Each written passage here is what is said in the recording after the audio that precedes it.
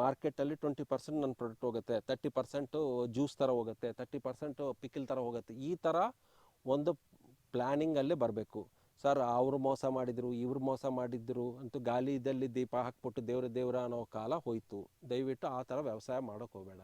The biggest problem ಇವತ್ತು ಎಗ್ರಿಕಲ್ಚರಲ್ಲಿ soil, nature, market ಇಲ್ಲ ಸರ್.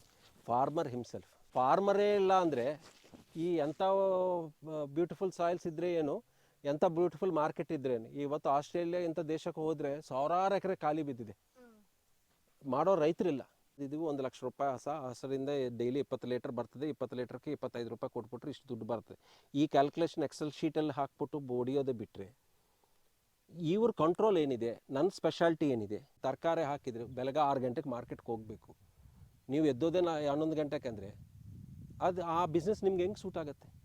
ಇವತ್ತು ಇಂಡಿಯಾದಲ್ಲಿ ಶಾರ್ಟೇಜಸ್ ಇಲ್ಲ, ಎಲ್ಲ ಪದಾರ್ಥ ಪುಷ್ಕಲವಾಗಿ ಸಿಗ್ತಾ ಇದೆ. ಆಮೇಲೆ ವರ್ಲ್ಡ್ ಓಪನ್ ಮಾರ್ಕೆಟ್ ಆಗಿಬಿಟ್ಟಿದೆ.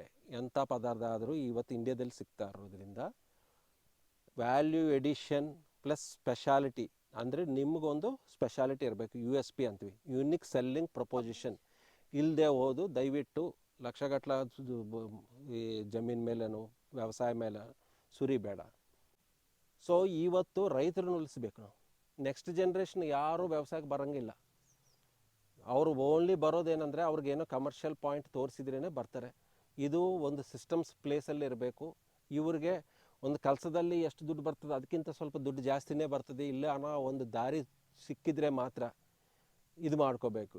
ಈ ಟೈಮಲ್ಲಿ ಯಾರು ಹೇಳೋದು ಕಾಡು ಥರ ಬೆಳೀರಿ ತೋಟನ ಈ ಥರ ಸಿಸ್ಟಮ್ಸಲ್ಲಿ ಏನಾಗುತ್ತೆ ಅಂದರೆ ಅದರಲ್ಲಿ ಇನ್ಕಮ್ ಇಲ್ಲ ಅಂದ್ಕೊಳ್ಳಿ, ಯಾರೂ ಬರಲ್ಲ ರೈತ ವ್ಯವಸಾಯ.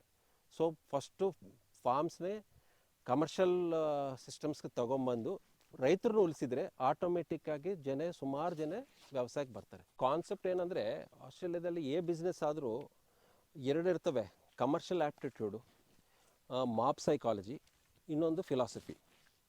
ಅಂದರೆ ಏನು ಮಾಡಿದ್ರು ನಾವು ಈ 3 ವ್ಯವಹಾರದಲ್ಲೇ ಮಾಡ್ತೀವಿ. ಅಂದರೆ ಒಂದು ಇಂಡಸ್ಟ್ರಿ ಇಟ್ಟರೆ ಇದಕ್ಕೆ ದುಡ್ಡು ಎಷ್ಟು ಬರ್ತದೆ, ಇದು ಎಷ್ಟು ದುಡ್ಡು ಬರಲ್ಲ, ಈ ಒಂದು ಕಾನ್ಸೆಪ್ಟ್. ಇಲ್ಲ ಮಾಪ್ ಸೈಕಾಲಜಿ, ಎಲ್ಲರೂ ಮಾಡ್ತಾಯಿದ್ರು ನಾನು ಮಾಡ್ತೀನಿ. ಇದೆಲ್ಲ ಮೂರೋದು ನೀವು ಕೂತ್ಕೊಂಡು ನೀವು ನಿಜಾನಾಗಿ ಮಾಡಿದರೆ ಫಿಲಾಸಫಿ ಏನು, ಈ ಬಿಸ್ನೆಸ್ ಫಿಲಾಸಫಿ ಏನಾದರೂ ಥಿಂಕ್ ಮಾಡಿದರೆ ನಿಮ್ಗೆ ಕರೆಕ್ಟ್ ಅರ್ಥ ಆಗುತ್ತೆ. ನೀವು ಆ ಫಿಲಾಸಫಿ ಥಾಟಲ್ಲಿ ನೀವು ಫಸ್ಟ್ ಬರೋದು ಏನಂದರೆ ಎಲ್ಲರೂ ಕೇಳೋ ಕಾನ್ಸೆಪ್ಟೇ ತಪ್ಪು. ಏನು, ಯಾವ ಗಿಡ ಒಳ್ಳೆಯದು ಅಂತಾರೆ. ಯಾರು ನಾನೇನು ಮಾಡೋಕ್ಕಾಗತ್ತೆ ಅನ್ನೋ ಕ್ವಶನ್ ಕೇಳ್ಕೊಳ್ಳಲ್ಲ. ಇವರು ಎಲ್ಲ ವ್ಯವಸಾಯ ಮಾಡೋಕ್ಕಾಗತ್ತೆ, ಎಲ್ಲ ಥರ ಮಾಡ್ತೀನಿ ಅನ್ನೋ ಒಂದು ಧೈರ್ಯನೇ ಇರ್ಬೋದು, ಈಗೋಯಿಸಮ್ ಇರ್ಬೋದು. ಈ ಕಾನ್ಸೆಪ್ಟಲ್ಲಿ ಏನಾಗುತ್ತೆ, ಎಲ್ಲರೂ ತಪ್ಪು ಮಾಡ್ತಾರೆ. ಕೆಲವರು ಡೈರಿ ಫಾರ್ಮ್ ಮಾಡಿಬಿಟ್ಟವ್ರೆ, ಇವರು ಬ್ಯಾಂಗ್ಳೂರಲ್ಲಿ ಇರ್ತಾರೆ, ಮುಂಬೈದಲ್ಲಿ ಇರ್ತಾರೆ, ಡೈರಿ ಫಾರ್ಮ್ ಇಲ್ಲಿರ್ತದೆ. ಹೆಂಗೆ ಮ್ಯಾನೇಜ್ ಮಾಡ್ತಾರೆ ಅದು ಗೊತ್ತಿಲ್ಲ. ಆ ಫಿಲಾಸಫಿ ಥಿಂಕ್ ಮಾಡಲ್ಲ, ಓನ್ಲಿ ಎಕನಾಮಿಕ್ಸ್. ಒಂದು ಹಸ ತಂದಿದ್ದೀವಿ, 1 ಲಕ್ಷ ರೂಪಾಯಿ ಹಸರಿಂದ ಡೈಲಿ 20 ಲೀಟರ್ ಬರ್ತದೆ, 20 ಲೀಟರ್ಗೆ 25 ರೂಪಾಯಿ ಕೊಟ್ಬಿಟ್ರೆ ಇಷ್ಟು ದುಡ್ಡು ಬರ್ತದೆ. ಈ ಕ್ಯಾಲ್ಕುಲೇಷನ್ ಎಕ್ಸೆಲ್ ಶೀಟಲ್ಲಿ ಹಾಕ್ಬಿಟ್ಟು ಹೊಡಿಯೋದೇ ಬಿಟ್ಟರೆ ಇವ್ರ ಕಂಟ್ರೋಲ್ ಏನಿದೆ, ನನ್ನ ಸ್ಪೆಷಾಲಿಟಿ ಏನಿದೆ. ಈಗ ನನಗೆ ಮಕ್ಕಳಿದ್ದಾರೆ, ನಾನು ಸ್ಕೂಲ್ಗೆ ಹೋಗೋ ಸಿಟಿದಲ್ಲಿ ಇರಬೇಕು, ನನಗೆ ಬೇರೆ ಕೆಲಸದಲ್ಲಿದ್ದೀನಿ, ಇಲ್ಲ ನನಗೆ ವಯಸ್ಸಾಗಿದೆ, ನನ್ನ ತಾವು ದುಡ್ಡಿಲ್ಲ, ಈ ಯಾವ ಕಾನ್ಸೆಪ್ಟ್ಸು ಮುಂದಿಲ್ಲ. ಬರೋರು ರೈತರೆಲ್ಲ ಫಸ್ಟ್ ಸರ್ ಯಾವ ಗಿಡ ಹಾಕಿದ್ರು ಒಳ್ಳೆ ದುಡ್ಡು ಬರುತ್ತೆ. ನಾನು ಹೇಳ್ತೀನಿ, ಯಾವತ್ತು ಕೊತ್ತಂಬರಿ ಸೊಪ್ಪರಿಂದ ಹುಲ್ಲು ಬೆಳೆದ್ರೂ ಕೋಟಿಗಟ್ಟಲೆ ದುಡ್ಡು ಸಂಪಾದನೆ ಮಾಡ್ಬೋದು. ಸೊ ಫಸ್ಟ್ ಕ್ವಶನ್ ಅದಿಲ್ಲ. ನೀವೇನೇನು ಮಾಡೋಕ್ಕಾಗತ್ತೆ, ನಿಮ್ಮ ಪ್ರೋಸ್, ನಿಮ್ಮ ಕಾನ್ಸ್, ನಿಮ್ಮದು ಸ್ವಾಟ್ ಅನಾಲಿಸಿಸ್ ಮಾಡ್ಕೊಳ್ಳಿ ಫಸ್ಟು. ನಿಮ್ಮ ಸ್ಟ್ರೆಂತ್ಸ್ ಏನು, ನಿಮ್ಮ ವೀಕ್ನೆಸ್ಸಸ್ ಏನು. ಆಮೇಲೆ ಆವಾಗ ನೀವು ಥಿಂಕ್ ಮಾಡಿದರೆ ಗೊತ್ತಾಗತ್ತೆ, ಇಂಥ ಕ್ರಾಪ್ಸ್ ನಾನು ಮಾಡ್ಬೋದಂತ ನಿಮಗೆ ಶಾರ್ಟ್ ಲೈನ್ ಆಗುತ್ತೆ. ಅದರಿಂದ ನೀವು ಪ್ರಾಕ್ಟಿಕಲಾಗಿ ಹೋಗಿ ನರ್ಸರಿ ಹೋಗಿ ಅವ್ರ ತೋಟಗಳಿಗೆ ಹೋಗಿ ಮಾರ್ಕೆಟ್ ಅನಾಲಿಸಿಸ್ ಮಾಡಿಕೊಂಡು ರಿಟರ್ನ್ ಆವಾಗ ಒಳ್ಳೆ ತಲೆ ತಂದು ವ್ಯವಸಾಯ ಮಾಡಿ ಅಂತ.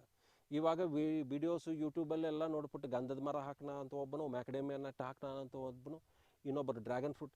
ಅವ್ರಿಗೇನು ಅದು ತಪ್ಪ ಒಳ್ಳೇದು ಅನ್ನೋದು ಬಿಡಿ, ಫಸ್ಟ್ ಇವ್ರದ್ದು ಫಿಲಾಸಫಿನೇ ತಪ್ಪು. ಆಮೇಲೆ ನಾನು ಚೆನ್ನಾಗಿ ಮಾಡಿಲ್ವಾ, ರೋಗ ಬಂತ, ಇವೆಲ್ಲ ಪ್ರಾಕ್ಟಿಕಲ್ ಪ್ರಾಬ್ಲಮ್ಸ್ ಇದ್ದೇ ಇರ್ತವೆ. ಬಟ್ ನಾವು ಸ್ಟಾರ್ಟ್ ಮಾಡಿರೋ ಉದ್ದೇಶನ ತಪ್ಪಿರುವಾಗ, ಸೊ ಆ ಉದ್ದೇಶ ಸೊ ಇವತ್ತು ಇರೋ ಫಿಲಾಸಫಿ ಇಷ್ಟೇ. ಫಸ್ಟು ನಿಮ್ಮನ್ನು ನೀವು ಬೇರೀಜ್ ಮಾಡ್ಕೊಳ್ಳಿ. First calculate your self. ನಿಮ್ಮನ್ನು ನೀವು ತಾಕತ್ತು ಮಾಡಿಕೊಂಡು ನಿಮ್ಮ ಪ್ಲಸ್ಸಸ್ ಏನು, ನಿಮ್ಮ ಮೈನಸಸ್ ಏನು ಎಲ್ಲ ಮಾಡಿಕೊಂಡ ಮೇಲೆ ನಿಮ್ಮ ಮಣ್ಣು, ನಿಮ್ಮ ಜಮೀನು, ನಿಮ್ಮ ಪ್ರಾಂತ ಯಾವುದಕ್ಕೆ ಸೂಟ್ ಆಗುತ್ತೆ ಸೆಕೆಂಡು ಇಂಪಾರ್ಟೆಂಟ್. ಥರ್ಡ್ ನಿಮ್ಮ ಫೈನಾನ್ಷಿಯಲ್ ಕೆಪಾಸಿಟಿ. ಫೋರ್ತ್ ಆಮೇಲೆ ಹುಡ್ಕಕ್ಕೆ ಹೋಗಿ ಎಲ್ಲಿಂದ ಕರೆಕ್ಟಾಗಿ ತರ್ತೀರಿ, ಮಾರ್ಕೆಟ್ ಏನು ಇವೆಲ್ಲ. ಸೊ ಫಸ್ಟೇ ನೀವು ತಪ್ಪು ಮಾಡಿದ್ರು, ಅಲ್ಲಿ ಮಾರ್ಕೆಟ್ ಇದ್ರೂ ನೀವು ಮಾಡಲ್ಲ. ಈಗ ತರಕಾರಿ ಹಾಕಿದ್ರು, ಬೆಳಗ್ಗೆ 6 ಗಂಟೆಗೆ ಮಾರ್ಕೆಟ್ಗೆ ಹೋಗಬೇಕು, ನೀವು ಎದ್ದೋದೇ 11 ಗಂಟೆಗೆ ಅಂದರೆ ಅದು ಆ ಬಿಸ್ನೆಸ್ ನಿಮ್ಗೆ ಹೆಂಗೆ ಸೂಟ್ ಆಗುತ್ತೆ? ಸೊ ಇಂಥವೆಲ್ಲ ಪ್ರಾಕ್ಟಿಕಲ್ ಥಿಂಕಿಂಗ್ ಮಾಡಲ್ಲ. So this all things should come from philosophy. Problem ಇದ್ರೂ ಈಗ ಆ ಪ್ರಾಬ್ಲಮ್ಗೆ ರೂಟ್ ಕಾಸ್ ಏನಾದರೂ ಹುಡ್ಕೋದು ಅನ್ನೋದು ಫಿಲಾಸಫಿ. ರೂಟ್ ಕಾಸ್ ಇಲ್ಲ ಸಿಂಪ್ಟಮ್ಯಾಟಿಕ್ ಟ್ರೀಟ್ಮೆಂಟ್ ಮಾಡಿಬಿಟ್ಟದ್ದು, ಇದು ಬಂತು ಇದಕ್ಕೆ ಹೊಡೆಯುವ ಔಷಧಿ ಹೊಡೆಯುವ ಅಂದರೆ ನಿಮ್ಗೆ ಖರ್ಚು ಆಗ್ತಾನೆ ಇರ್ತದೆ. ಸೊ ಅದು ರೂಟ್ ಕಾಸ್ ಸದ್ಯಕ್ಕೆ ಇಮಿಡಿಯೇಟ್ ಏನೋ ಫೈರ್ ಫೈಟಿಂಗ್ ಮಾಡಿ ಇಮಿಡಿಯೇಟ್ ಏನೋ ಪ್ರಾಬ್ಲಮ್ ಸಾಲ್ವ್ ಮಾಡ್ಕೋತೀರಿ. ಬಟ್ ನೆಕ್ಸ್ಟ್ ಆ ಸಮಸ್ಯೆ 2ನೇ ಸಾರಿ ಬಂದಿದ್ದೀರಾ ಅಂದರೆ ನಿಮ್ಗೆ ಆಲ್ರೆಡಿ ಗೊತ್ತಿರಬೇಕು ಆ ರೂಟ್ ಕಾಸ್ ಇದೆ, ಇದರಿಂದ ಅದು ನನಗೆ ಈ ರೋಗ ಬರ್ತಾ ಇದೆ, ಇಲ್ಲ ಇದರಿಂದ ಪ್ರಾಬ್ಲಮ್ ಬರ್ತಾ ಇದೆ, ಇದಕ್ಕೆ ನಾನು ಏನು ಪರಿಷ್ಕಾರ, ಲಾಂಗ್ ಟರ್ಮ್ ಏನು ತಗೋತಾ ಇದ್ದೀನಿ ಸೊಲ್ಯೂಷನ್ ಅನ್ನೋದು important. And third important philosophy, ನಾನು ಈಗಲೇ ಹೇಳಿದ್ದೀನಿ, ಮಾರ್ಕೆಟ್ ಒಂದಕ್ಕೂ ಮಾತ್ರನೇ ವ್ಯವಸಾಯ ಮಾಡಬೇಡ. ಇವತ್ತು ಇಂಡಿಯಾದಲ್ಲಿ ಶಾರ್ಟೇಜಸ್ ಇಲ್ಲ, ಎಲ್ಲ ಪದಾರ್ಥ ಪುಷ್ಕಲವಾಗಿ ಸಿಗ್ತಾ ಇದೆ. ಆಮೇಲೆ ವರ್ಲ್ಡ್ ಓಪನ್ ಮಾರ್ಕೆಟ್ ಆಗಿಬಿಟ್ಟಿದೆ, ಎಂಥ ಪದಾರ್ಥ ಆದರೂ ಇವತ್ತು ಇಂಡಿಯಾದಲ್ಲಿ ಸಿಗ್ತಾ ಇರೋದ್ರಿಂದ ವ್ಯಾಲ್ಯೂ ಎಡಿಷನ್ ಪ್ಲಸ್ ಸ್ಪೆಷಾಲಿಟಿ, ಅಂದರೆ ನಿಮಗೊಂದು ಸ್ಪೆಷಾಲಿಟಿ ಇರಬೇಕು, USP ಅಂತೀವಿ, ಯುನಿಕ್ ಸೆಲ್ಲಿಂಗ್ ಪ್ರಪೋಸಿಷನ್. ಇಲ್ಲದೆ ಹೋದು ದಯವಿಟ್ಟು ಲಕ್ಷಗಟ್ಟಲೆ ಈ ಜಮೀನು ಮೇಲೇನು ವ್ಯವಸಾಯ ಮೇಲೆ ಸುರಿಬೇಡ. It will become a very costly garden, ಒಂದು ಬೃಂದಾವನ್ ಗಾರ್ಡನ್ ಥರ ಆಗ್ಬಿಡ್ತದೆ. ಈಗ ನಿಮಗೆ ಬೃಂದಾವನ್ ಗಾರ್ಡನ್ ಮಾಡಿದರೆ ಅದನ್ನ ಮೇಂಟೆನೆನ್ಸು ಮಾಡೋಕ್ಕೆ ಬರಲ್ಲ ನಮಗೆ, ಯಾಕಂದರೆ that is a big white elephant. So ಅದು ಥರ ಮಾಡ್ಕೋಬೇಡ ಅಗ್ರಿಕಲ್ಚರ್ನೇ. ಸೊ ಒಂದು ಮಾರ್ಕೆಟಲ್ಲಿ 20% ನನ್ನ ಪ್ರಾಡಕ್ಟ್ ಹೋಗುತ್ತೆ, 30% ಜ್ಯೂಸ್ ಥರ ಹೋಗುತ್ತೆ, 30% ಪಿಕಿಲ್ ಥರ ಹೋಗುತ್ತೆ. ಈ ಥರ ಒಂದು ಪ್ಲ್ಯಾನಿಂಗಲ್ಲೇ ಬರಬೇಕು. ಸರ್ ಅವರು ಮೋಸ ಮಾಡಿದರು, ಇವ್ರು ಮೋಸ ಮಾಡಿದ್ರು ಅಂತೂ ಗಾಲಿದಲ್ಲಿ ದೀಪ ಹಾಕ್ಬಿಟ್ಟು ದೇವ್ರ ಅನ್ನೋ ಕಾಲ ಹೋಯಿತು. ದಯವಿಟ್ಟು ಆ ಥರ ವ್ಯವಸಾಯ ಮಾಡೋಕ್ಕೆ ಹೋಗಬೇಡ.